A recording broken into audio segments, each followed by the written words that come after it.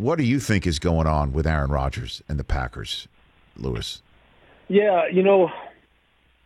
I think Andrew Brandt put it real succinctly. I mean, I'll kind of paraphrase what he said, but he said, with a unique skill set like Aaron has, and with the unique skill sets that all the great players that we watch, no matter what sport, comes the leverage to ask for different treatment, for special treatment, because now I think players are more aware than ever, Rich. I mean, obviously, you talk to them all the time on your show, the great players of the modern era, that they're more aware now of the kind of power that they wield and the kind of influence that they have over their respective organizations and the leagues overall that they participate in.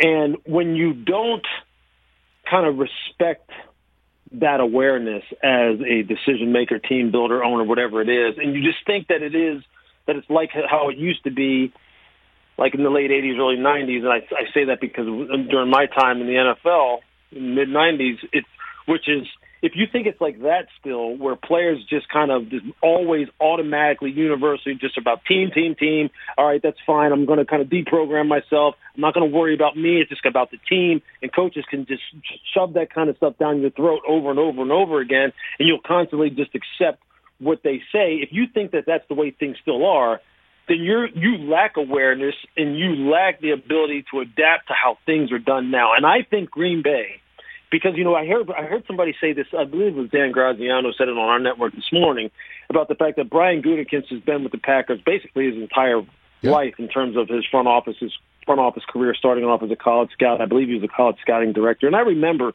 when I was in the front office, that he was, on the road for them at that time. And he does things kind of the way they've always been done up there in Green Bay. That, when Ron Wolf was running the show, Ted Thompson was running the show, and now he's running the show, that's how they've always done it. We make the decisions. We do what's in the best interest of the football team. The players kind of follow suit, and that's how they kind of expect it to be. And I think it seems to me like there's been a huge miscalculation as to how that was going to be received by a guy like Aaron Rodgers, who I think we all know is a pretty individual, a pretty strong individual who has his own set of expectations and ways that he views things. And if you're not willing to adapt to that, and you're just going to think, well, he's just going to fall in line and accept things the way we do things like everyone else has always done over the years, then I just think that just shows a stunning lack of awareness. And you better be willing to communicate with guys like that and give them a heads up, and not embarrass them, so to speak. Look, Andy Reid used to tell us this all the time in Philly about how much it is a communication and relationship business, that it's always going to come down to that. And he used to conduct himself that way whenever there was a big transaction in Philly, whether it was we were bringing someone in that was kind of a well-known, high-profile player, or we were getting rid of a well-known, high-profile player.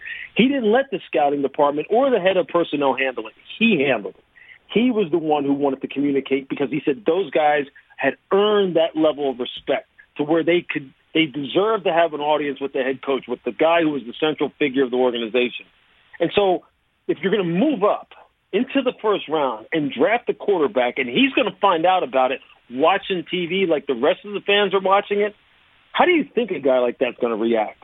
And if there's more stuff behind the scenes that he's already been ticked off about, or rather that has rubbed him the wrong way, just from a personal one-on-one type situation, that's just adding fuel to the fire. And it just seems like that's what, from my intel gathering, that's what this comes down to. That it's not a money issue. It's nothing like that. It's truly a respect and communication issue.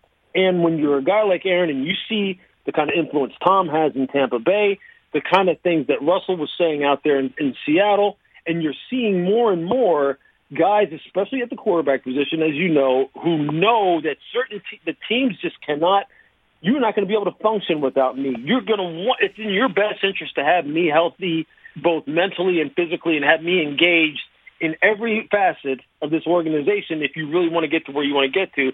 It's just weird to me that you wouldn't have that kind of awareness and you wouldn't kind of give Aaron that kind of respect. Yeah, the last thing I'll say about that is this. Yes, sir. And I know I've been going on and on here, but this is something that I feel really strongly about. Please. After the Super Bowl, when Patrick was running for his life in that game against the Bucs, Brett Veach is a good friend of mine, the general manager of the Chiefs.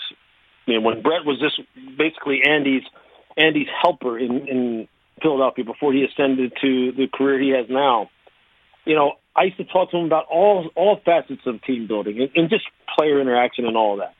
And when I talked to him after the Super Bowl, I said, "So, you doing all right?" And he said, "Man, no matter what I have to do, I got to protect Patrick.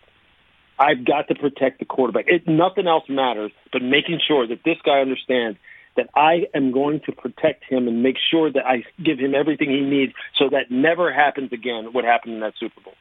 Because that's on me. That feels personal to me. I cannot let that happen again." And see, that right there, like he knows. He knows it doesn't go any further than that. I mean, they can't get it where they want to get to unless that guy is taken care of.